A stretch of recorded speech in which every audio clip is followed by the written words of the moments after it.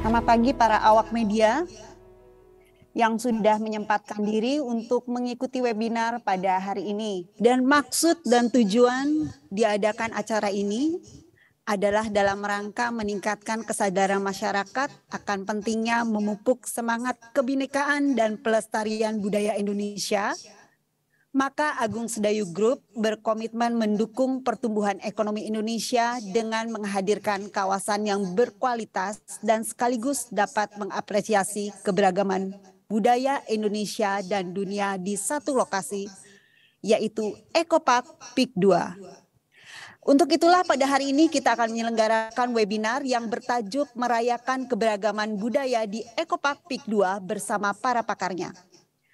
Kawasan Ecopark PIK 2 ini terdiri dari 8 zona rumah ibadah yang mewakili keberagaman kultur budaya dunia, termasuk diantaranya yaitu zona halal yang terinspirasi dari pusat-pusat kebudayaan Islam di dunia, zona gereja Katolik dan Goa Maria, zona kuil Thailand yang dilengkapi patung Buddha 4 wajah, zona kuil India Shiv Mandir, zona kuil Tiongkok, zona kuil Korea, zona kuil Jepang, dan zona kuil Vietnam. Luas kawasan Ecopark ini sendiri terdiri kurang lebih adalah 54 hektar, termasuk adanya danau seluas kurang lebih 23,5 hektar. Kedelapan zona tempat ibadah tersebut dilengkapi area komersial dengan arsitektur yang khas sesuai tema zonanya dan dihubungkan melalui taman, area pejalan kaki, dan water taxi. Berlokasi di Halal District, terdapat Masjid Agung PIK 2, Haji Land yang merupakan kawasan kuliner halal, dan Gelang Serai yang merupakan pasar tradisional halal. Sehingga memudahkan penghuni kawasan dan sekitarnya, serta pengunjung kawasan PIK 2 untuk mencari makanan halal, berbelanja halal, serta menjalankan ibadah bagi umat muslim. Area Haji Land sendiri terdiri dari 6 gang dengan 6 tema kebudayaan Islam dunia, termasuk diantaranya adalah Maroko, Timur Tengah, Turki, Xinjiang Tiongkok, Mataram Indonesia, dan Andalusia. Diharapkan dengan diluncurkannya kawasan Ecopark PIK 2, masyarakat luas dapat lebih menghargai keberagaman kultur budaya yang terdapat di Indonesia, sekaligus menjadi salah satu destinasi wisata baru di utara Jakarta. Penduduk DKI Jakarta dan bahkan seluruh Indonesia tidak perlu jauh-jauh melancong ke luar negeri untuk melihat keragaman budaya di Asia, tapi cukup bepergian ke kawasan Ecopark PIK 2. Hadirnya kawasan Ecopark PIK 2 ini nantinya juga akan membawa angin segar, sekaligus membuktikan bahwa kawasan PIK adalah kawasan hunian dan perdagangan yang tepat dan terbaik bagi penduduk Indonesia dengan beragam latar belakang etnis. Nah, baiklah rekan-rekan media dan teman-teman yang juga hadir semua pada pagi hari ini. Kita akan tadi sudah mendengarkan bahwa itulah sekilas mengenai Ecopark di PIK 2 dan mungkin sambil mendengarkan paparan dari teman saya tadi Yvonne, ada sebagian yang bertanya-tanya sebenarnya apa keunikan dari Ecopark di PIK 2 dan juga mungkin dari sisi arsitekturnya, dari sisi penataannya dan sebagainya, dan juga mungkin nanti ada yang ingin bertanya juga apa kaitannya tema merayakan keberagaman yang begitu dekat dengan kehidupan kita ini bila dipandang dari sisi jurnalistik. Telah hadir bersama kita pada pagi hari ini ada 2 orang narasumber. Namun sebelum kita mendengarkan paparan dari mereka berdua, kami punya satu video yang sangat menarik untuk disaksikan. Mari kita saksikan bersama.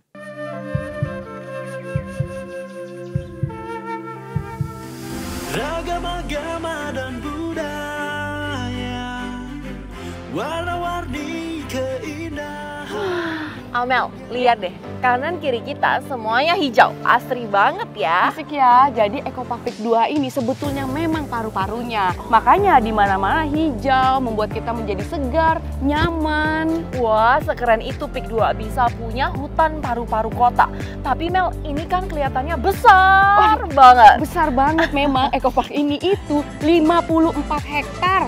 Wow, luas banget ya. Setelah kemarin Greendown 60 hektar, sekarang ada lagi Eco Park dengan luas 54 hektar. 54 hektar dan setengahnya adalah danau 23,5 hektar. Wah, itu menarik banget sih. Di mana lagi ada kawasan yang punya lahan penghijauan seluas itu kalau Hebat bukan ya. Peak 2. Makanya, Eco Park Peak 2 ini bukan hanya paru-paru kota saja, tetapi didesain dengan town center fasilitas full, bukan hanya untuk penghuni Peak 2 saja, Wah, tetapi dengan turis domestik dan turis luar negeri juga bisa menikmatinya. Wah, serius Mel? Wah, kira-kira bakal ada apa aja ya? Yuk kita ganti baju dulu, nanti kita ngobrol-ngobrol lagi ya.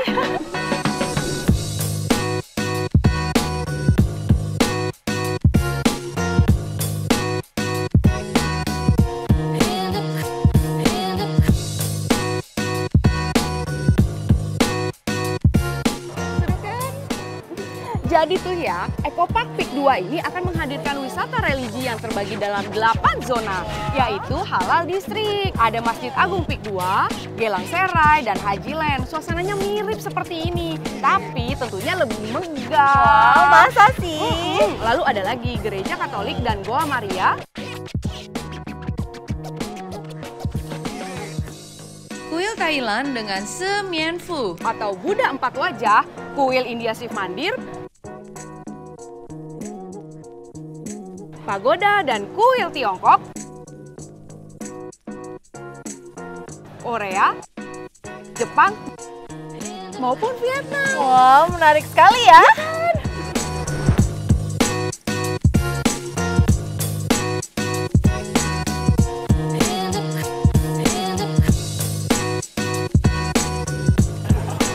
Wah, Amel, aku tuh paling suka banget deh kalau ada kawasan dengan wisata tematik dari berbagai macam negara kayak gitu.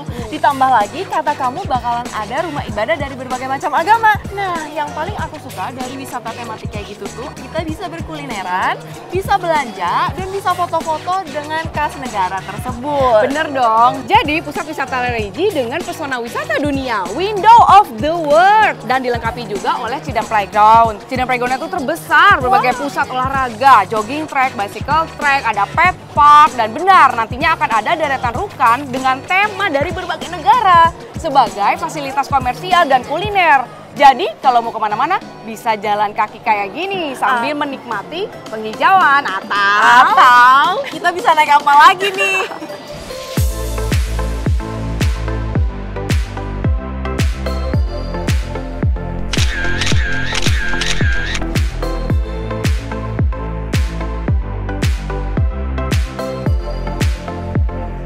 Nah, nantinya bisa naik water taxi di Eco Park Peak 2. Wah, seru banget ya Amel. Jadi kita bisa keliling Eco Park naik water taxi, ditemani gedung-gedung dan pemandangan bangunan-bangunan unik kayak gini. Gak sabar banget deh. Asik kan? Ditunggu ya kehadiran Eco Park Peak 2. Dan untuk informasi selanjutnya mengenai Eco Park Peak 2 bisa hubungi Marketing Gallery di 021 588 8000 atau di website kami di www.peak2.com. Asik banget gitu. Iya.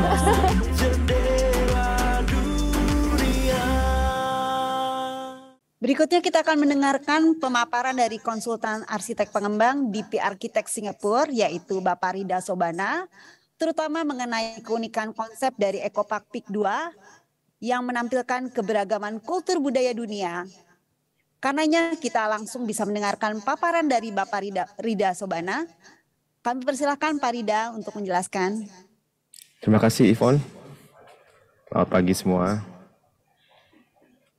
Ya, saya Rida dari DP Architects Singapura. Kebetulan kami membantu Grup Agung Sedayu untuk membantu menjadi master plan dan juga sekaligus menjadi desainer dari Eco Park ini ya. Mungkin dari segi detailnya rekan-rekan sudah sempat lihat banyak detail-detailnya, jadi mungkin saya lebih menjelaskan untuk keseluruhan ya.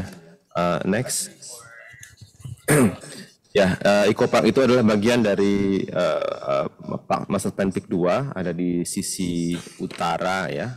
Jadi di klaster utara, bagian dari fasilitas PIK 2, bagian dari existing danau dan juga sebenarnya hutan. Dan ini adalah akan kita conserve, akan kita lestarikan dan kita kembangkan lebih lanjut. Dan ini adalah menjadi bagian dari kluster-kluster perumahan yang ada di sekitar PIK 2 nantinya. Jadi merupakan fasilitas yang sangat baik. Dan kita juga akan melestarikan beberapa sungai di sekitarnya. Jadi tidak ada sungai yang dikorbankan untuk ini. Next. Dan ini akan menjadi fasilitas inti ya, fasilitas utama yang melayani kluster-kluster perumahan di sekitarnya yang mungkin ada sekitar lebih dari 300 hektar. Dan PIK 2 ini akan terhubung dengan baik dari jalan-jalan utama, ada jalan tol juga, jadi jalan tol bisa langsung keluar melalui arteri 50 meter dan berhubungkan dengan Jalan Sudirman dan juga Jalan Asia Afrika. Jadi interconnectivity ke Eco Park sangat baik dan mudah. Dan Eco Park ini selain sebagai pari-pari kota akan kita kombinasikan juga dengan fasilitas publik secara keseluruhan ya. Jadi karena ini akan melayani kluster-kluster 300 hektar dan mungkin juga 1.000 hektar sekelilingnya, akan didesain sebagai pusat fasilitas publik yang lengkap. Jadi kita akan membangun atau menambahkan fasilitas komersial di PIK 2, jadi tidak hanya fasilitas hijau dan konservasi alam, tapi juga ditambahkan elemen-elemen komersial untuk kemudahan dan kenyamanan penduduk di sekitar Eco Park ini. Ini mungkin awal dari master plan-nya yang jadi tadi rekan-rekan sudah saksikan ya. Jadi di samping konservasi alam, konservasi hijau, konservasi air, dan sebagainya, kita juga akan tambahkan fasilitas yang mendukung dan penting untuk publik ya. Di sini ada sekolah, ada sports hall, ada playground, dan juga ada rumah sakit nantinya. Di samping atraksi yang tadi sudah disaksikan yaitu halal dan juga gereja Katolik, gereja Kelenteng, gereja India dan juga gereja Thailand ya. Jadi sebagai master plan kira-kira Eco Park ini sebenarnya pada intinya adalah daerah konservasi hijau ya, konservasi air yang akan juga air ini bagian dari sistem polder secara keseluruhan di PIK 2 ya, yang akan mengendalikan level muka air dan juga menghindari dari banjir ketika ada air pasang atau curah hujan yang sangat berlebihan. Juga menjadi paru-paru kota karena luas area hijaunya yang luar biasa besar. Dan di samping itu kita akan tambahkan fasilitas publik yang esensial untuk penduduk sekitar PIK 2 ya, ada sports, ada playground dan juga ada rumah sakit ya. Di samping juga area-area komersial yang lain ya. Jadi secara tamannya Eco Park ini akan berisi taman hijau yang mengelilingi danau seluas 23 hektar tadi ya, yang akan dilengkapi oleh fasilitas publik dan juga ada outlet F&B ya, di samping juga daerah komersial di sepanjang jalan yang mengelilingi Eco Park. Mungkin untuk segi landscape-nya ini kita kerjasama dengan landscape arsitek Anton Siura ya. Jadi basically ada 3 zona di Eco Park ini dari segi landscape design ya. Jadi ada yang aktif, ada yang aktivitas taman, ada juga pelestarian alam. Ini sebagai bagian dari pelestarian ekologi juga. Next. Ya, jadi ada bagian yang namanya waterfront. Ini bagian yang agak di sebelah timur. Ini karena bagian danaunya agak besar, jadi akan kita jadikan active zone ya. Jadi ini akan banyak olahraga air seperti kanu atau dragon boat atau juga water taxi di sini ya. Dan juga yang berikutnya adalah daerah taman atau garden. Ini mungkin lebih ke arah rekreasi. Jadi kita bisa explore macam-macam taman. Dan ketiga adalah nature, ini yang di sisi timur karena ini lebih banyak ada area mangrove, jadi kita akan jadikan lebih ke arah konservasi alam ya untuk memaintain the biodiversity yang ada sekarang. Next. Dari kegiatannya kita akan melihat banyak sekali aktivitas yang bisa dilakukan di Eco Park ini, ya, dari segi fasilitas publik, ya. Jadi untuk yang waterfrontnya of course akan sangat aktif, akan sangat banyak kegiatan sports, ya, dan sebenarnya yang gardennya mungkin lebih untuk eksplorasi, untuk jalan-jalan pagi, untuk jogging pagi. Sementara yang nature sebelah kanan lebih ke konservasi alam, juga untuk fungsi-fungsi pendidikan, ya, di mana kita bisa nanti anak-anak kita bisa ajak ke sini untuk lebih menghargai dan mengapresiasi pentingnya konservasi alam. Ya, ini feature-feature yang akan ada di Eco Park dari segi landscape. Jadi secara landscape dan hijau akan sangat kaya, ya, dengan feature-feature dan fasilitas-fasilitas yang bisa dinikmati oleh seluruh penduduk dan residen di sekitar Eco Park ini dan di PIK 2 secara keseluruhan. Ya, karena sangat besarnya Eco Park, ya, jadi kita mungkin untuk keliling Eco Park itu bisa 3 km untuk jogging atau lari, ya. Sementara kalau ini kita bisa bagi 3, jadi ada yang loop barat, loop tengah, dan loop timur, ya, masing-masing dengan atraksi dan pemandangan yang pastinya akan unik dan berbeda, dan ini akan menjadi pengalaman jogging dan jalan pagi yang sangat unik, ya. Ya, kita sebenarnya juga mengambil ini dari model Taman Jurong Lake Park di Singapura yang kira-kira kurangnya sama dengan taman hijau dan badan air yang kira-kira mirip, dan secara konsep memang didesain untuk fasilitas publik dengan playground, olahraga air, taman konservasi, dan juga beberapa theme park. Dan di sini ada taman Cina dan taman Jepang kalau di Singapura ini. Next. Ya, itu secara kesimpulannya adalah ada 3 zone, ya, jadi lebih waterfront yang aktif, dan garden yang unik, dan juga nature yang untuk fungsi pendidikan dan konservasi alam. Ya, di sini kita bisa lihat dari sisi timur, ya, ada masjid. Kita juga akan menghadirkan replika kapal Admiral Cheng Ho, ya, di tengah-tengah sebagai salah satu feature di tengah danau. Dari segi timur kita juga ada the landscape, ada segi jetty, ya, floating jetty, jadi bisa explore danau dengan lebih dekat. Jadi secara kesimpulan ada 9 zona, ini zona utama yang kita kedepankan. Jadi kita juga menggunakan tema-tema ini untuk mendesain tamannya sesuai dengan tema zona-zona ini. Jadi ada China, ada Jepang, ada Korea, ada Vietnam, ada India, Thailand, Italy, Maroko, dan Xinjiang. Maroko dan Xinjiang adalah 2 yang kita kedepankan di sisi zona halal, ya, kira-kira gitu. Next. Ya, berharap ini menjadi pintu, ya, ke atraksi-atraksi di seluruh dunia. Next. Ya, kita akan menghadirkan kota-kota dan gang-gang atau jalan-jalan tradisional di seluruh dunia. Next. Juga of course kuliner, ya, dari berbagai pelosok dunia. Next. Ya, nanti dari segi arsitekturnya mungkin sekedar info aja, kita juga akan desain sesuai dengan detail-detail dan juga ornamen-ornamen yang sesuai dengan zona masing-masing negara. Next. Ya, dari Vietnam, dari India, dari Thailand akan kita kedepankan juga. Next. Tentunya dari Italia, Maroko, dan Xinjiang. Next.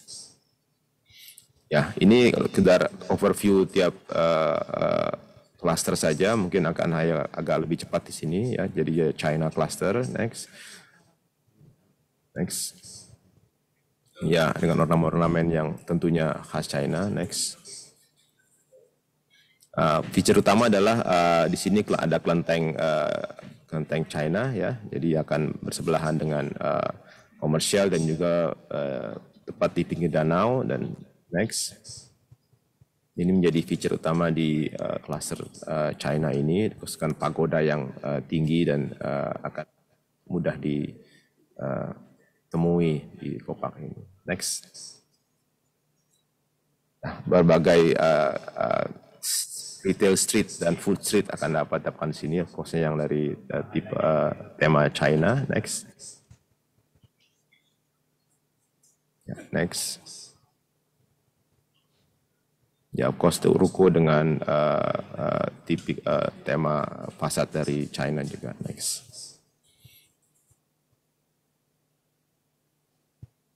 Dengan berbagai variasi ornamen khas China. Next.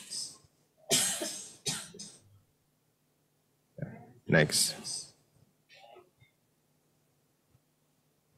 Kuliner khas China tentunya akan dapat ditemukan di sini dengan segala keunikan dari negeri Tiongkok ya. Next. Next.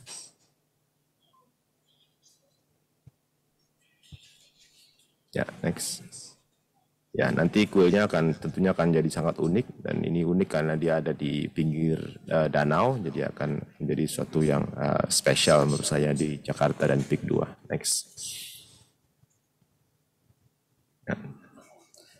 Ya, nanti pada saat Imlek, of course, ada lighting show yang sangat indah harusnya.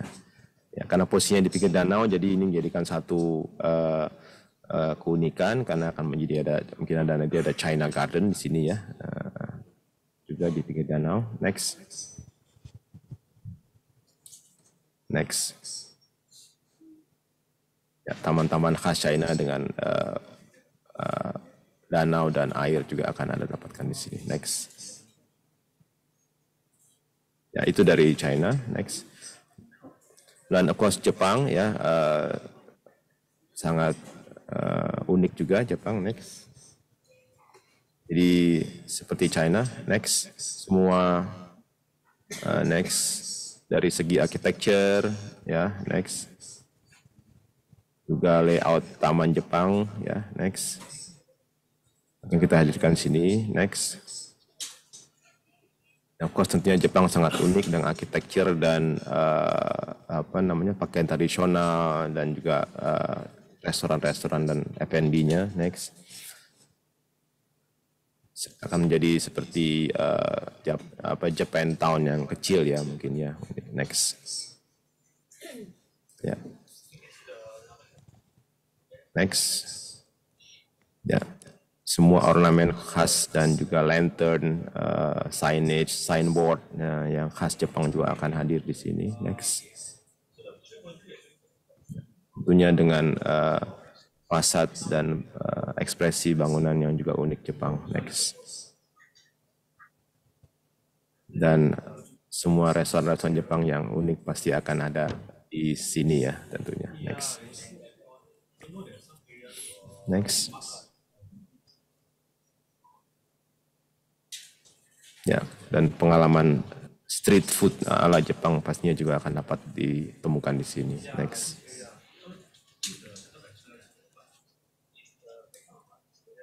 Ya, sebagai feature utama tentunya adalah kuil dan pagoda Jepang ya di sini. Jadi kita akan hadirkan pagoda yang unik, mungkin agak tinggi. Jadi juga tower-tower ini akan menjadi penanda sebenarnya tiap zona. Jadi untuk memudahkan pengunjung dan juga untuk mengeksplor tempat ini ya. Next. Next. Ya, waktu malam akan jadi meriah dan juga cantik dengan lampu-lampu dan lantern-lantern yang khas Jepang. Next. Japanese Garden tentunya akan kita dapat temukan di sini ya. Next. Dan segala macam bonsai dan feature-feature garden yang lain. Ya, next. Ya, untuk bagian adalah Korea. Next. Ya. So kita namanya Insadong Street ya, Korea. Next. Sempat tadi kita bermain dengan ornamen juga taman-taman Korea ala Korea. Next. Ya, secara setup semuanya mirip karena kita sediakan lokasi khusus untuk feature-nya seperti pagoda atau temple-nya benar-benar di pinggir danau. Jadi kelihatan dari segala penjuru Eco Park ya. Next. Untuk Korea, ya, of course jalan-jalan tradisional Korea akan hadir di sini. Next. Dan juga arsitektur khas Korea. Ya. Next.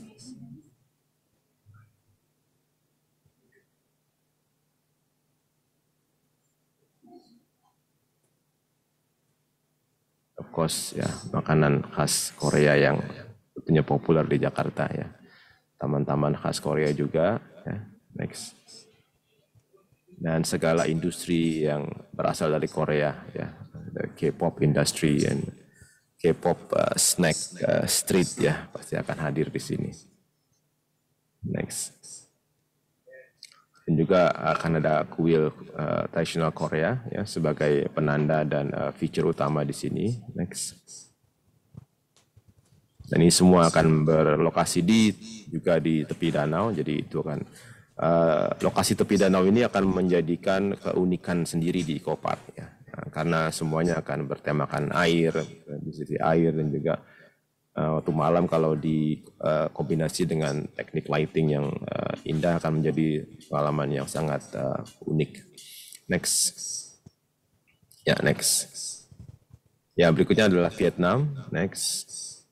Ya, next. Ya, seperti yang lainnya juga kita akan menghadirkan arsitektur khas Vietnam. Ya, next. Di sini seperti yang lain juga nanti ada kuil dan pagoda Vietnam. Next, kombinasikan dengan taman-taman tradisional Vietnam yang sebenarnya terinspirasi lebih ke arah French ya, French garden. Ya, next. Nah, next. Ya, bisa makan di pinggir jalan seperti di Vietnam, mungkin akan ada di sini juga dengan arsitektur dan color palette yang sangat unik Vietnam ya, meriah dan vibrant. Next. Ya, next. Next. Ya, Vietnam kaya dengan macam-macam makanan dan kuliner yang unik ya untuk di Eco Park ini, dengan juga alfresco yang sangat berbeda dengan yang lainnya. Ini juga akan dihadirkan di sini di sisi komersialnya. Ya, next. Ya, ya dengan setting lagi-lagi di pinggir danau akan menjadikan suatu scenery yang unik dan indah ya secara keseluruhan. Dan scene seperti ini akan kita didapatkan di setiap zona nantinya. Ya. Next. Ya, next.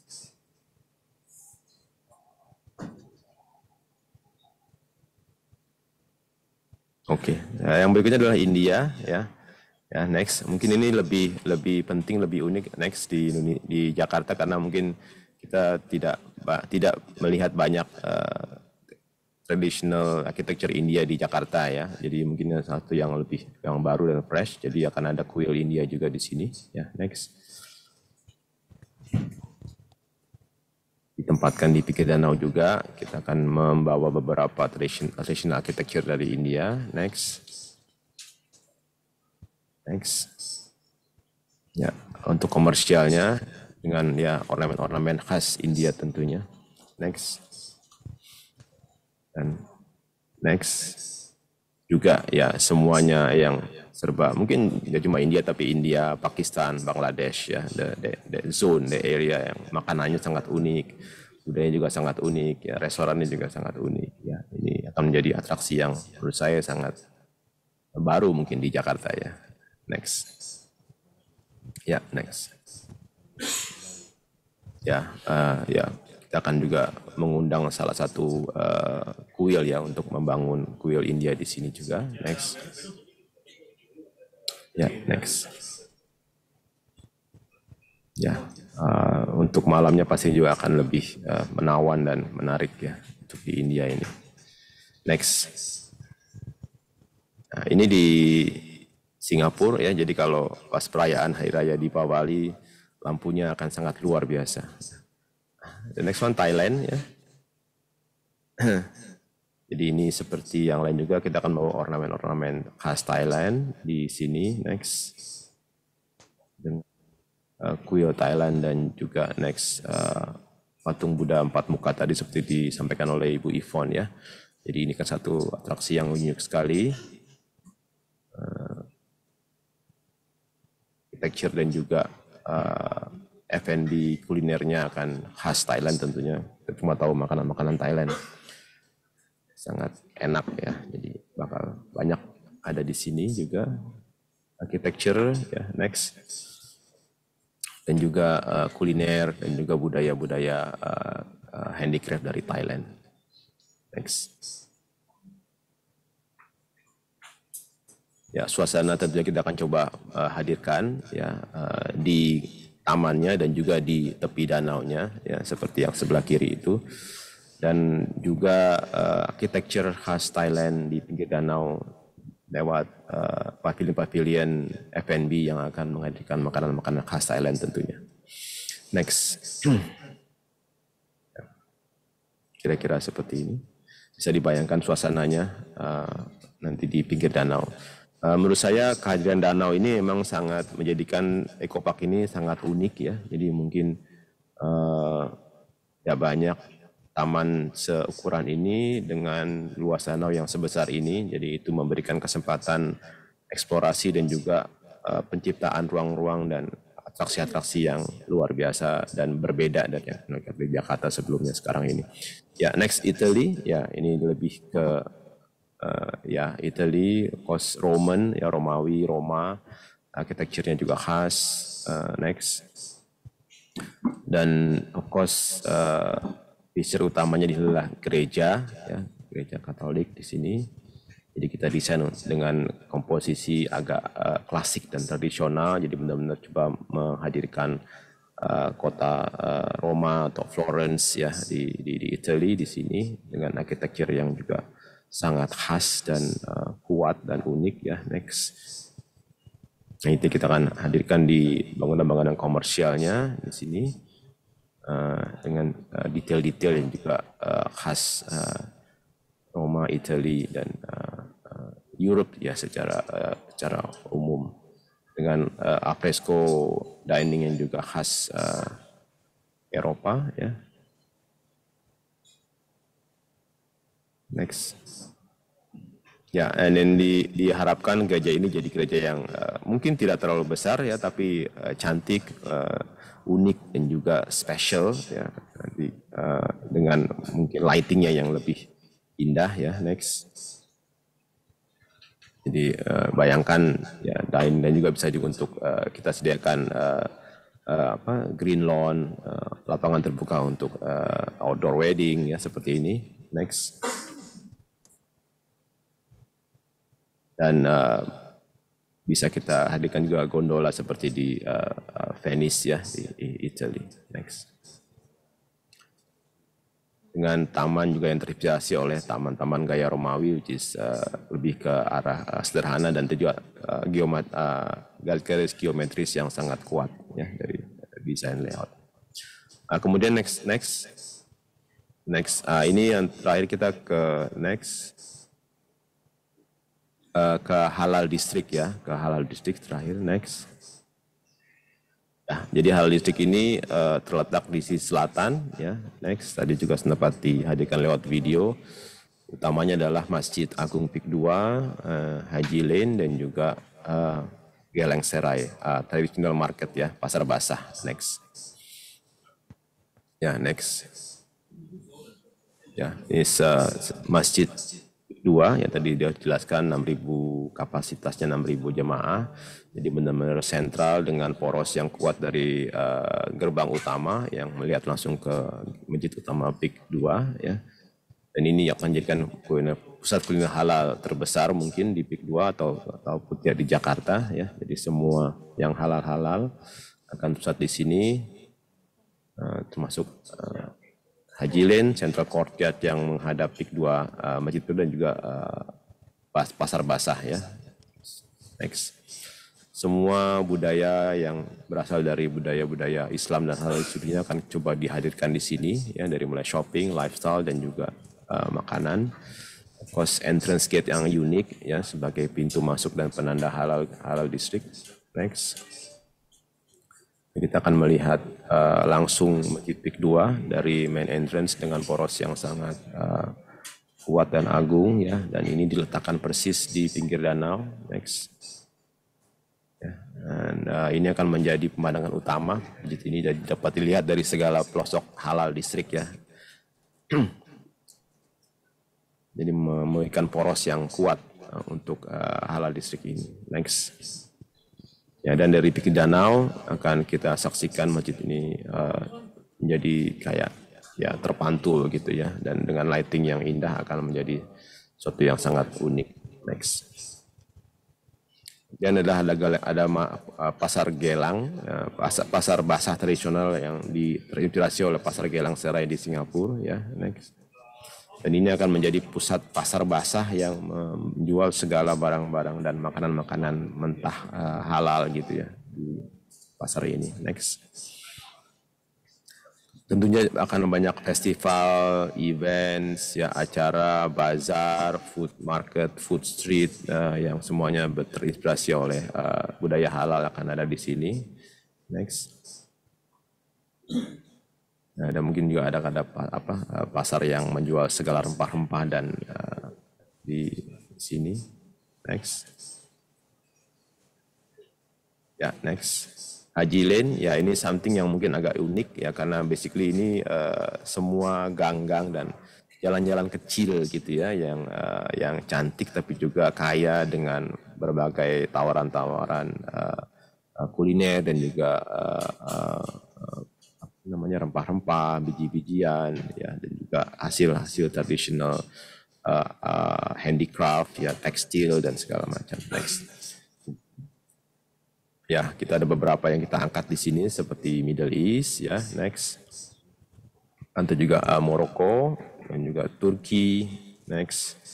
Andalusia ya. Dan untuk yang dua yang kita angkat adalah Morocco dan Xinjiang ya. Jadi Morocco salah satu yang kita angkat di sini secara lebih spesifik ya, untuk ornamennya. Next. Ya, jadi benar-benar kita angkat ornamennya, kemudian next.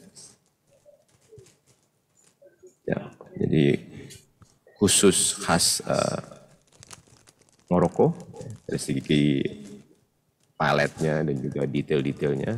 Ya. Jadi satu bagian komersial street di halal district ini. Next. Kos restoran-restoran dan juga kuliner-kuliner gaya Maroko ya. Next. Juga handicraft dan juga jajan-jajanan pasar dan malam, tekstil, karpet dan tuntunan gaya dari Maroko. Next.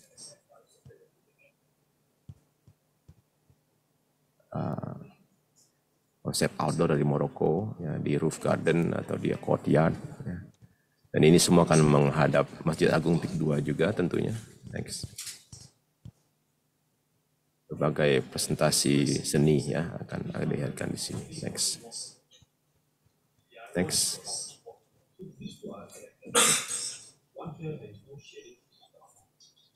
Ya, next. Ya, untuk menghadirkan keberagaman dan kontras ya, jadi kita akan juga kedepankan dari Xinjiang, karena ini dua sisi dunia yang berbeda ya, tapi dua-duanya juga tetap Islam dan halal ya. Salah satu bagian lagi dari halal district Xinjiang ini. Next.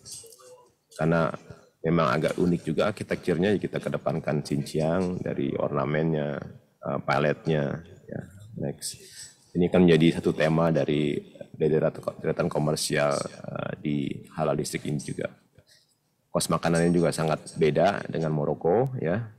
Jadi akan menawarkan pengalaman yang berbeda dan unik ya, di halal district ini. Next. Next. Ya, all the elements and detail-detail akan kita hadirkan di sini. Next.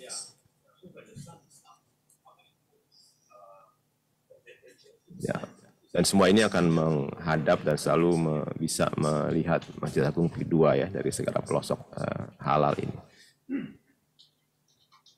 Ya.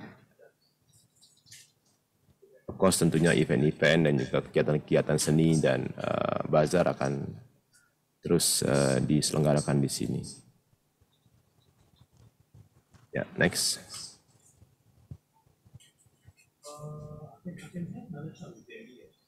Oke, ya, next.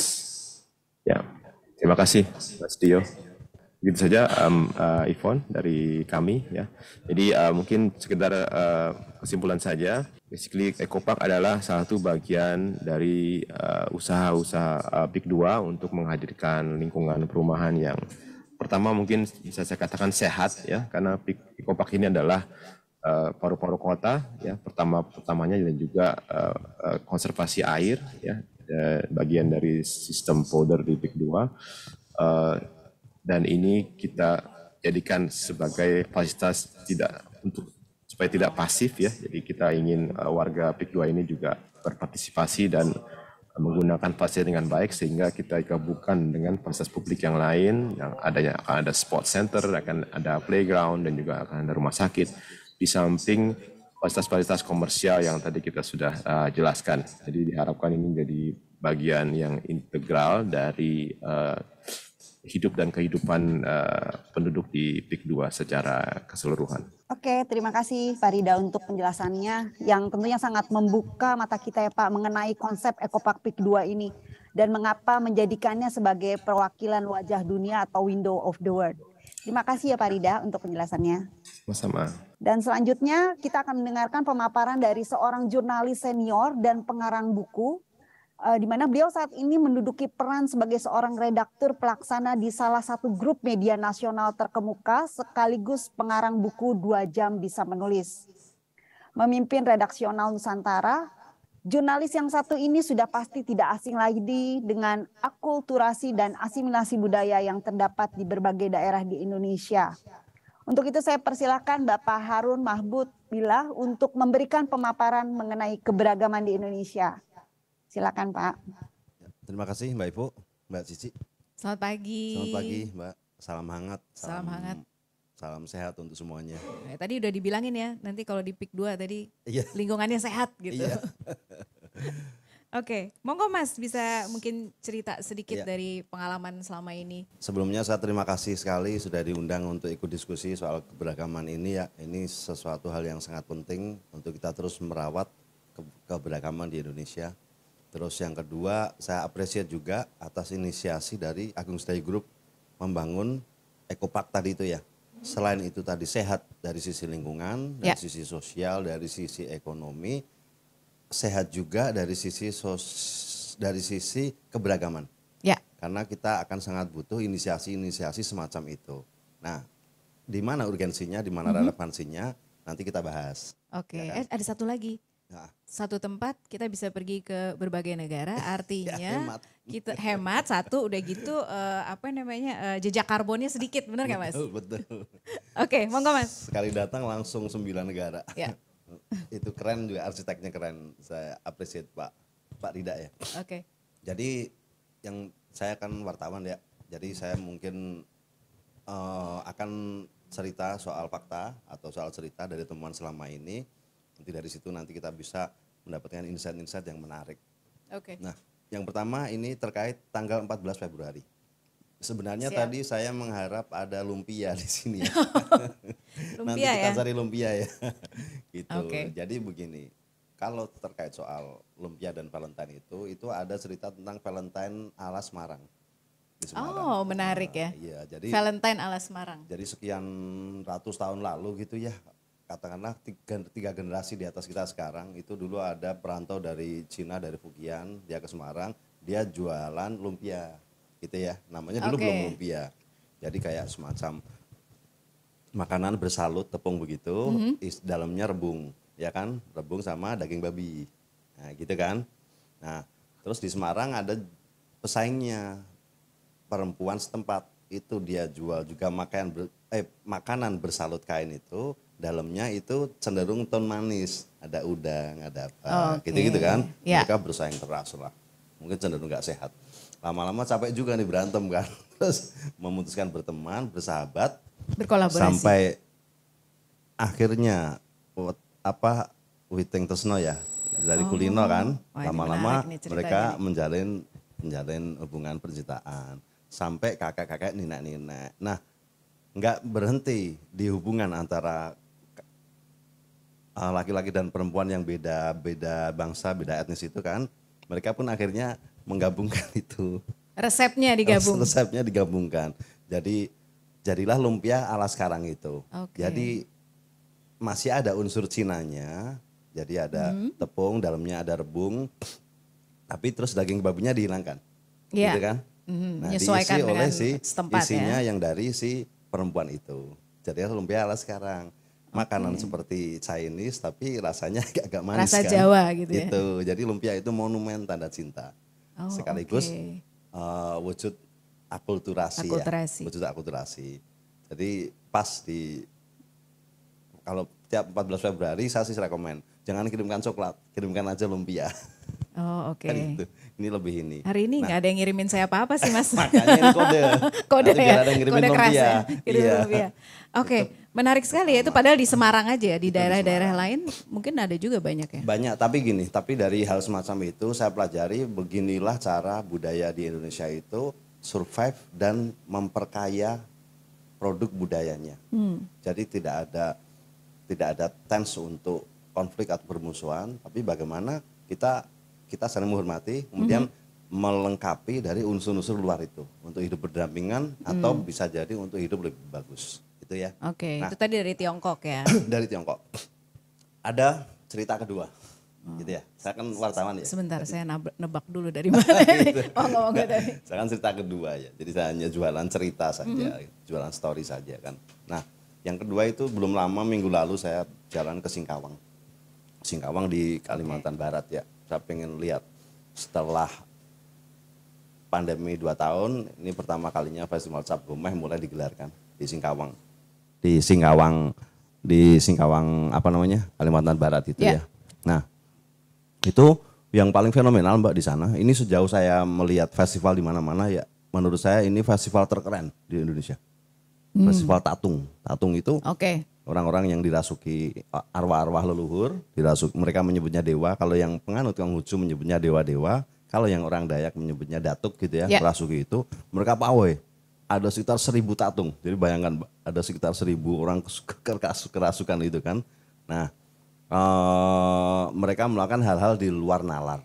Begitu ya. Ada yang ditusuk pipinya, ada ditusuk perutnya, ada ditusuk apanya. Tapi poin menarik terkait dengan isu diskusi kita kali ini adalah awalnya itu tradisinya kan dari Chinese ya, untuk apa namanya ritual untuk mengusir roh halus atau untuk pengobatan dan sebagainya. Nah sampai di Nusantara sudah ada sentuhan-sentuhan itu, ada sentuhan-sentuhan Dayaknya, ada sentuhan-sentuhan Melayunya, ada sentuhan-sentuhan apanya.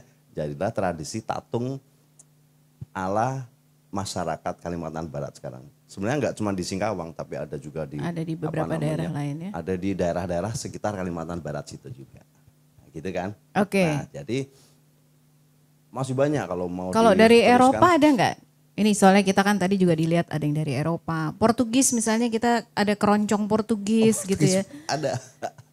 Atau misalnya di akulturasi di upacara pernikahan Betawi itu ada macam-macam ya. Iya. Ada Arabnya, ada Portugisnya, ada Tiongkoknya gitu. Soal itu kita udah jago banget lah. Bangsa Indonesia itu udah jago bagaimana menyerap atau tidak menolak budaya-budaya dari luar itu sehingga terciptalah satu budaya Nusantara yang kita punya sekarang ini. Tapi poinnya adalah sekarang kan sudah terbentuk nih, sudah eksis. Ya. Sudah ada banyak budaya tersebar dari Aceh sampai Papua. Sudah sangat beragam begitu kan. PR sekarang itu bagaimana kita menjaga keberagaman itu, merawat keberagaman itu sehingga itu bukan menjadi potensi untuk konflik tapi jadi potensi untuk saling memperkaya kualitas diri dan bangsa. Makanya relevansinya dengan inisiatif dari PIK tadi itu saya hormatnya. Karena inisiatif semacam itu kalau bisa dibikin masif.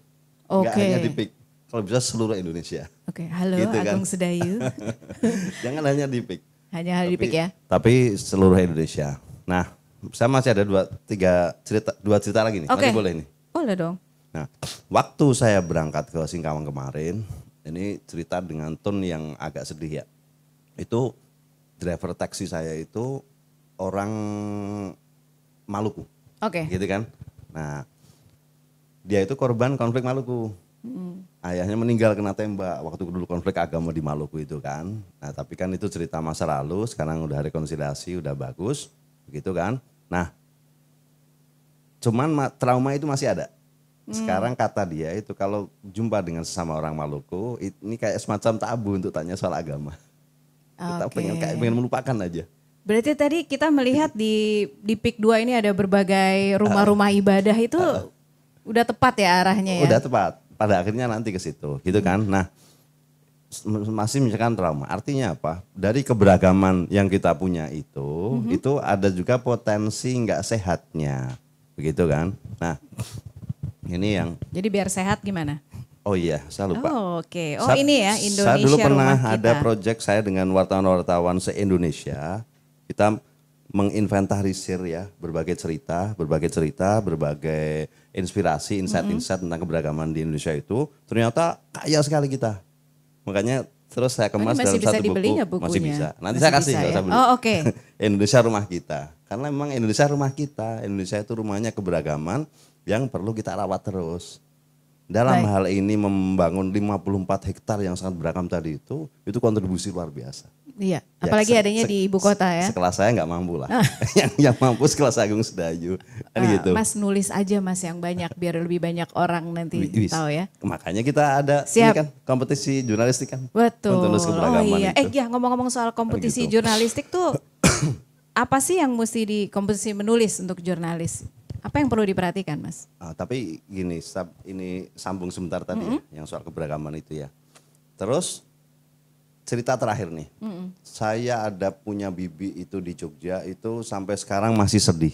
Kalau ketemu, bibi saya itu dulu waktu mudanya dia perantau kemana-mana, perantau di Kalimantan, di Maluku, dia paling lama di Maluku.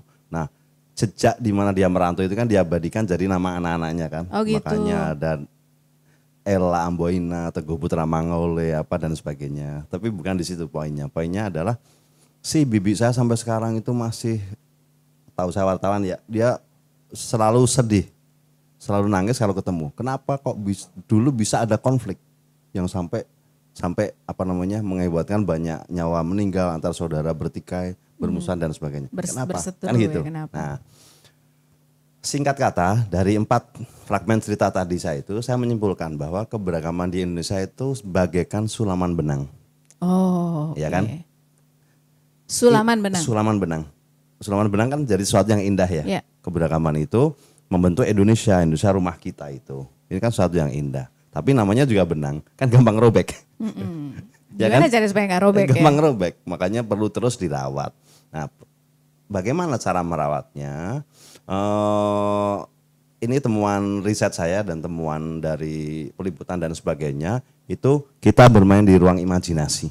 Oke. Ya, ruang imajinasi. Imajinasi bagaimana agar keberagaman itu untuk menyatukan, bukan untuk perpecahan. Gitu ya. Ya. Mbak tentu masih ingat ya, Bhinneka Tunggal Ika, Tanhana Dharma Manggrowa. Itu kan Iya. mantra-mantra untuk membangun imajinasi bahwa keberagaman itu sesuatu aset berharga yang harus kita jaga. Tapi di balik itu ada potensi perpecahan. Gitu kan? Ya. Jadi kata kuncinya di imajinasi. Kita terus harus membangun imajinasi bahwa keberagaman yang kita punya itu ini aset bangsa kita untuk lebih kaya dan beradab dan berkembang dan berkualitas. Bukan potensi untuk perpecahan. Kita main di lini imajinasi. Ini sangat penting. Makanya Ben Anderson kan ada konsepsi yang sangat menarik itu ya. Imagine community ya. Bangsa itu kan imagine community. Sebenarnya nggak ada Indonesia itu. Yang ada bangsa Aceh, bangsa Papua, bangsa Jawa, bangsa Kalimantan. Tapi kan kita membangun imajinasi bersama bahwa Sehingga kita satu jadilah Indonesia. Itu kan. Nah, imajinasi ini nggak cukup hanya dengan mantra-mantra. Nggak hanya cukup dengan Bhinneka Tunggal Ika, Tanhana Dharma Manggrowa. Kita berbeda-beda tapi satu. Keberagaman kita itu aset. Kita harus terus menjaga dan sebagainya. Enggak. Kita butuh abstraksi yang lebih rendah. Value-value, nilai-nilai itu harus kita konkretkan jadi sesuatu yang relatif lebih konkret dan membumi. Apakah salah satunya? Ya lumpia tadi itu. Ya, sangat dekat dengan keseharian ya. Pakaian, prosesi, dan bangunan atau kawasan. Ini sangat penting. Kembali ke contoh Singkawang kemarin. Saya itu di sana lihat ada masjid, ada kuil, ada gereja itu di satu komplek. Kan gitu. Oke. Saya sangat yakin daerah setempat itu tingkat toleransinya sangat tinggi. Ya. Saya sangat yakin itu. Memang Singkawang itu dinobatkan sebagai daerah paling toleran. Toleran kan? Ya, Iya kan? betul. Nah, ini tadi ada nggak cuma 3, ada 9 tadi. Iya. Iya kan? Ada 9 berkumpul di satu kawasan. Harapan saya ya dari sini selain ini jadi satu set komersial begitu ya namanya lini usaha kan tetap harus ada sisi komersialnya ya untuk sustain. Tapi yang lebih besar dari itu adalah dari kawasan yang sangat beragam ini itu kita menyebarkan terus benih-benih imajinasi untuk keberagaman untuk kebaikan Indonesia itu. Oke. Itu jangan hanya di PIK. Nanti bablasin juga daerah lain kalau perlu. Oke, ini kayaknya kode keras nih dari Mas Harun nih Itu luar untuk biasa dikembangkan di daerah-daerah lain. Iya. Mungkin ada satu pertanyaan ya. Ini tadi kan banyak sekali unsur internasionalnya begitu ya dari berbagai budaya di seluruh dunia. Dari pengalamannya Mas Harun sebagai jurnalis gitu ya. Sebenarnya pada saat pergi ke berbagai negara misalnya, sebenarnya mereka itu melihat Indonesia itu dengan kekayaan budaya yang seperti ini tuh, tapi juga sangat open terhadap budaya lain. Itu gimana sih rasanya? Mereka sangat appreciate ya. Bangga juga ya sama kita ya. Iya, mereka sangat appreciate. Apresiasinya 2. 1, kenapa kalian bisa sangat luas untuk mengadopsi budaya-budaya dari luar itu? Nggak ada, ya resistensi ada, tapi kemudian bisa ditwist jadi sesuatu luas dan memberkahi budaya kita. Terus yang kedua, kok bisa kalian itu terdiri dari berbagai kabilah, ya, berbagai suku, ada ratusan suku atau apa?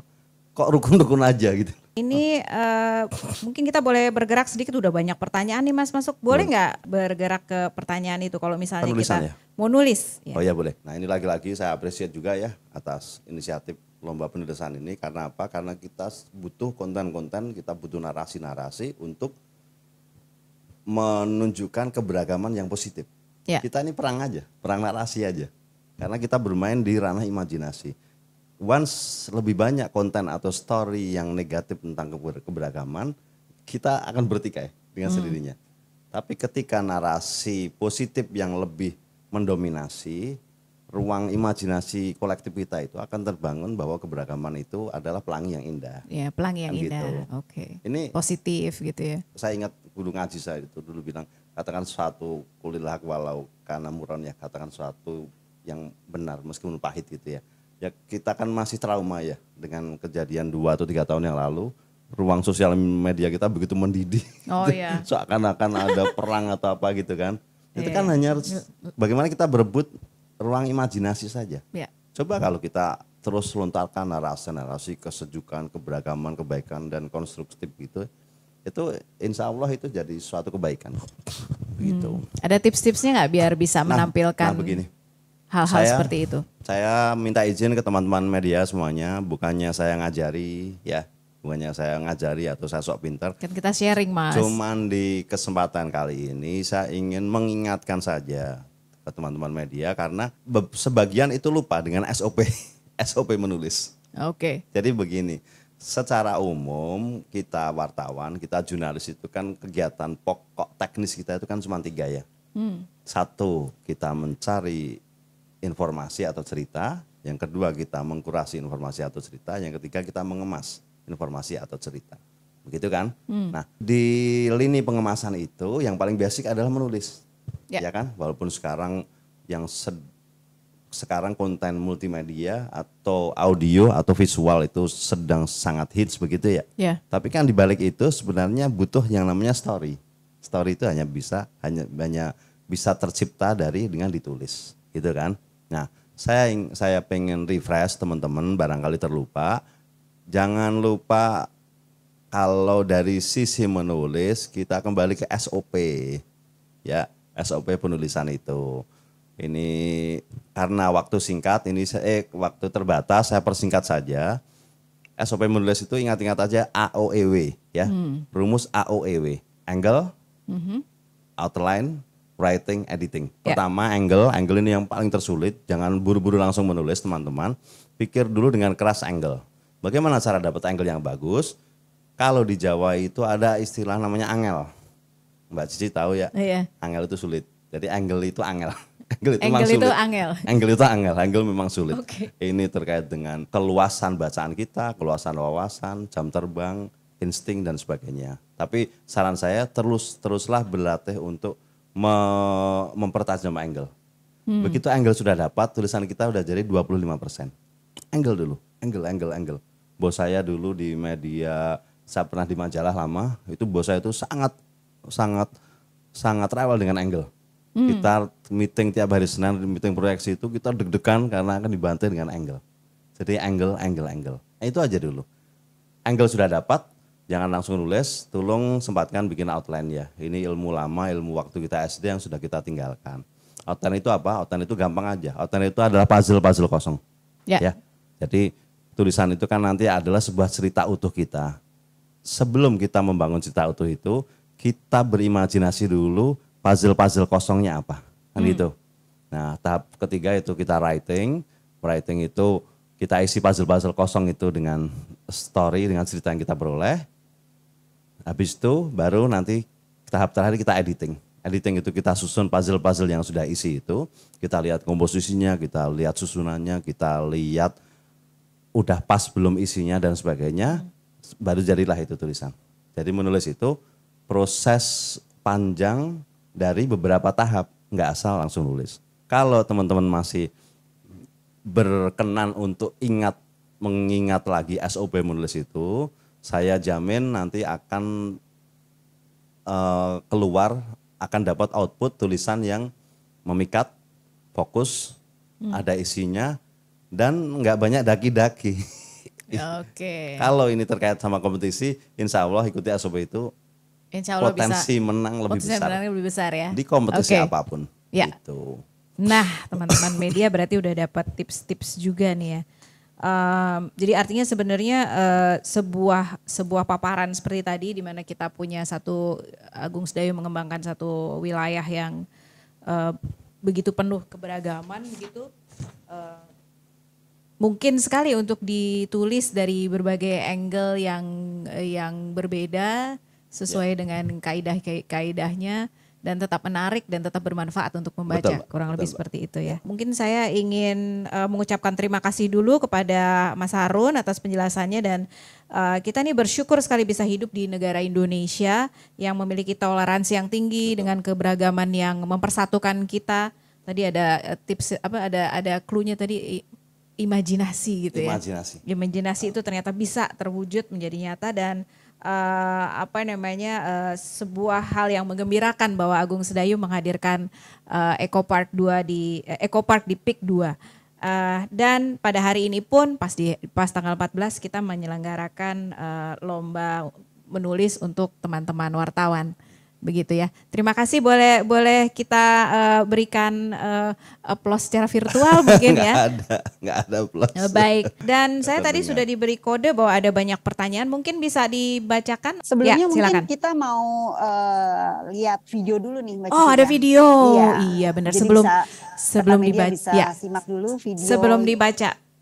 Yes, sebelum dibaca. Kita simak video yang berikut ini ya Mbak Cici. Iya, silakan. Oke, silakan. Keindahan keragaman segera hadir dalam pesona alam di Eco Park PIK 2 seluas sekitar 54 hektar yang merupakan wisata religi dilengkapi wisata kuliner dan belanja. Bagaikan surga wisata dengan danau sekitar 23,5 hektar di sekeliling 8 zona wisata dan rukan tematik yang ada di sekitarnya.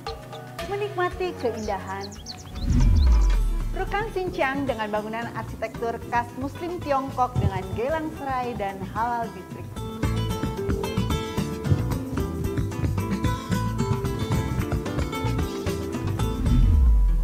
Rukan Moroko dengan Masjid Agung dan Megah.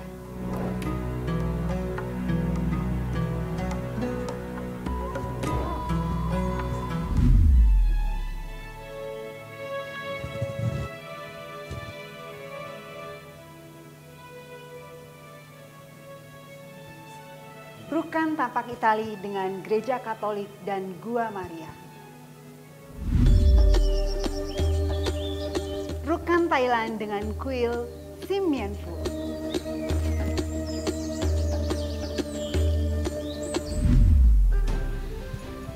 Rukan Korea dengan kuil Korea.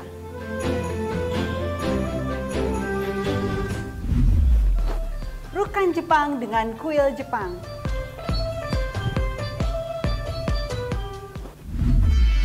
Rukan India dilengkapi dengan kuil Shiv Mandir.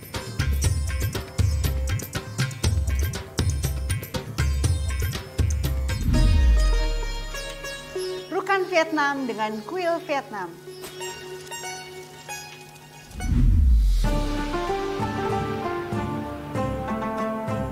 Rukan Tiongkok dengan pagoda dan kelenteng khas Tiongkok. Semakin lengkap oleh kehadiran driving range dan pet park seluas 5,5 hektar.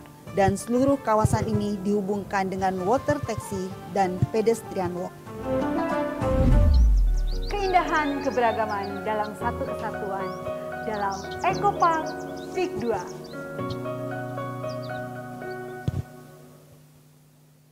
Oke, baik. Buat rekan-rekan media, dari banyaknya pertanyaan yang masuk, kami ucapkan terima kasih dan salah satunya akan kami bacakan. Salah satunya adalah dari Pak Sulham Daeng dari Radar Istana Pusat. Pertanyaannya adalah, saat ini program utama pemerintah adalah pembangunan dan ekonomi kerakyatan melalui UMKM dan pedagang mikro kecil. Nah, untuk konsep PIK 2 sendiri, apakah ada nantinya disiapkan outlet atau UMKM corner atau pojok UMKM yang saat ini gencar dilaksanakan pemerintah? Terima kasih. Kebetulan saya pengurus di beberapa UMKM nasional. Baik, pertanyaan yang bagus sekali nih Pak. Jadi UMKM tentunya menjadi bagian penting dalam perencanaan di PIK 2 ini. Dalam hal ini di Eco Park yang sedang kita bahas saat ini, seperti penjelasan Pak Rida Sobana tadi, ada disinggung mengenai Gelang Serai Market di Halal District. Nah, Gelang Serai Market ini adalah pasar tradisional, pasar basah yang menjual kebutuhan sehari-hari. Mulai dari bahan makanan, rempah-rempah, hingga alat-alat rumah tangga. Namun walaupun konsepnya tradisional, namun akan dikelola secara modern. Sebagaimana pasar-pasar rakyat pada umumnya. Tentunya Gelang Serai Market ini akan menjadi tempat bagi banyak UMKM untuk berjualan. Pertanyaan kedua dari Bapak Khotib Disway.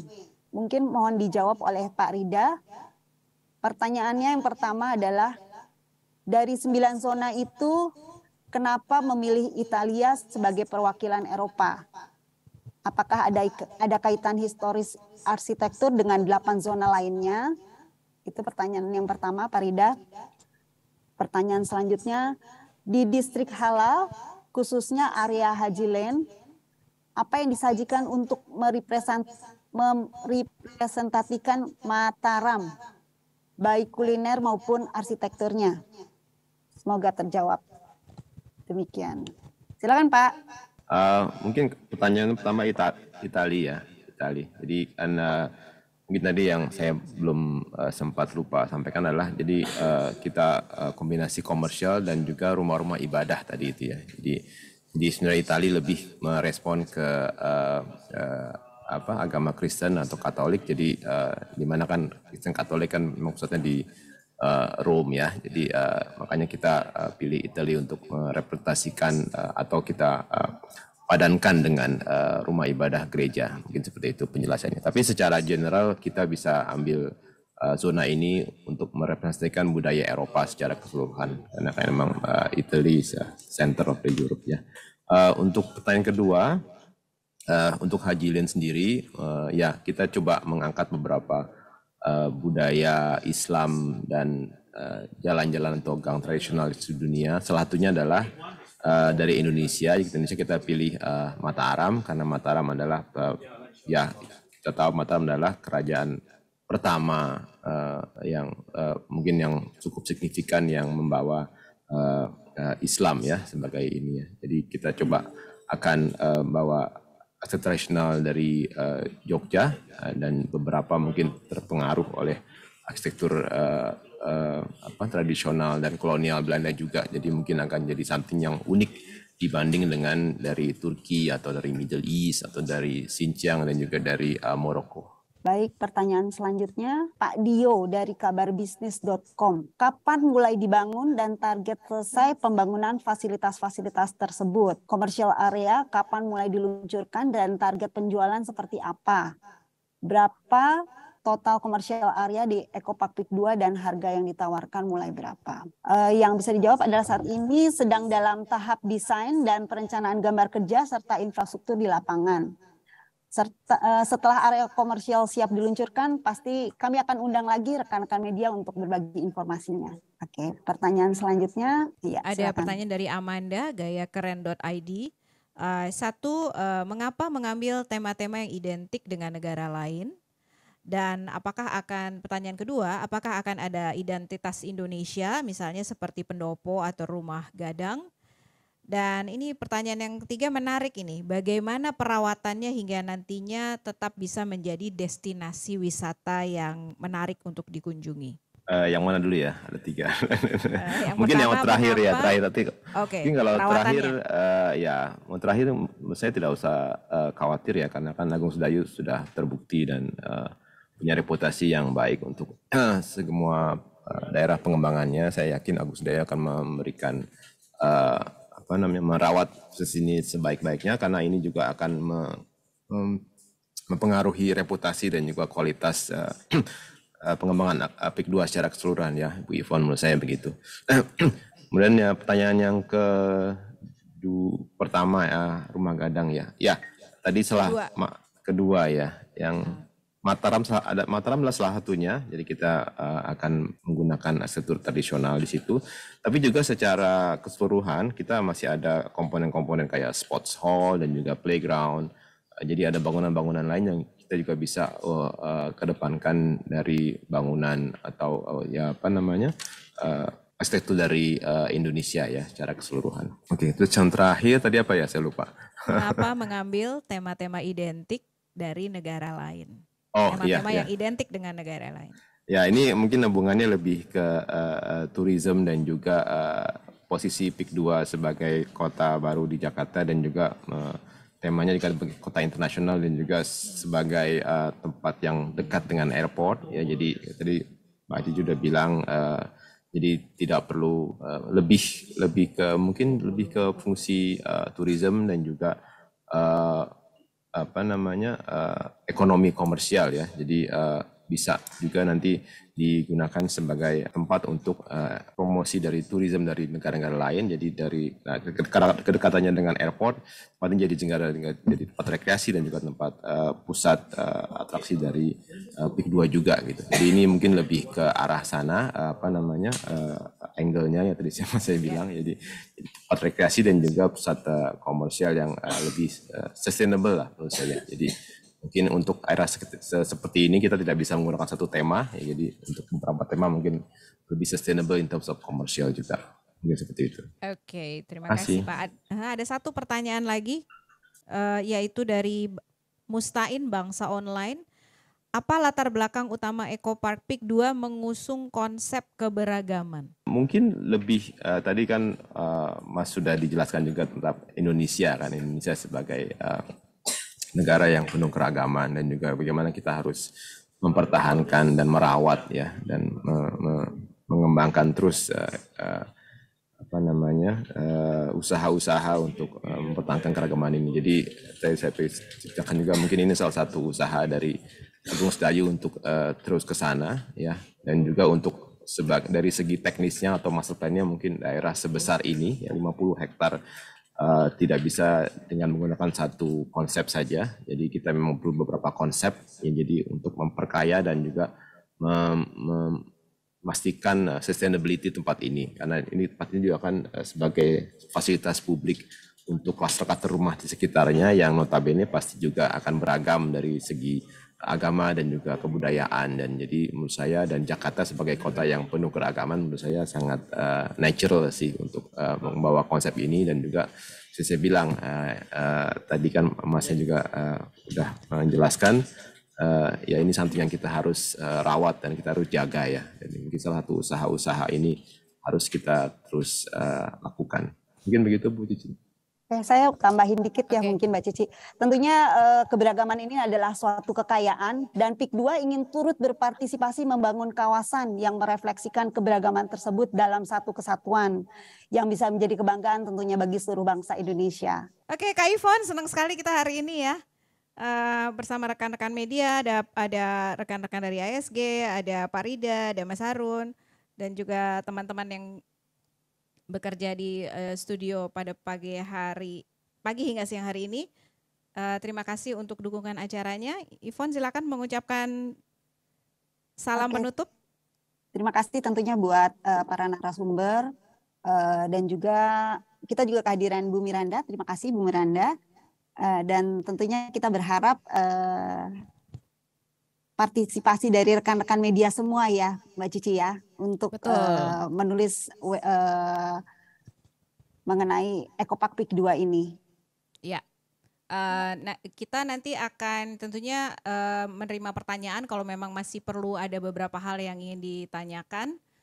Silakan mengirim email, nanti e-flyer juga akan kita kirim remindernya ya Kak Ivon untuk teman-teman media juga ada panduannya untuk bagaimana mengikuti lomba ini dengan hadiah total senilai 25 juta rupiah.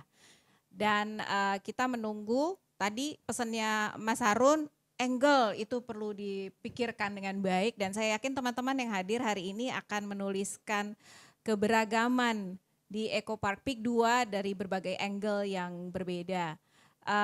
Kami nanti akan mengirimkan selembar press brief saja sebagai rangkuman dari apa yang terjadi di webinar siang hari ini sebagai panduan. Namun kami yakin teman-teman media semua akan memberikan karyanya yang paling kreatif dengan menggunakan imajinasi sehingga terbentuk imajinasi kolektif gitu ya Mas Harun tadi. Kita tunggu karya-karyanya dan kami nanti akan mengirimkan atau memberikan nanti beberapa file begitu yang terkait dengan cara mengikuti lomba, kemudian informasi-informasi lain kepada teman-teman. Saya rasa kita sudah bisa mengakhiri pertemuan pada siang ini ya, dari pagi siang hari ini ya, Bu Ivon. Ya, oke. Terima kasih semuanya, terima kasih rekan media semua. Sampai jumpa di lain kesempatan. Iya, tunggu undangan kami berikutnya sambil menunggu perkembangan lebih lanjut ya di PIK 2. Baik, terima kasih. Saya Cici Budiman dan rekan saya ya, Ivon mengucapkan selamat beraktivitas di separuh hari berikutnya pada hari Selasa hari ini 14 Februari 2023. Saya mengucapkan Assalamualaikum warahmatullahi wabarakatuh. Shalom, Om Swastiastu. Salam kebajikan dan salam sehat untuk kita semua. Sampai ketemu lagi.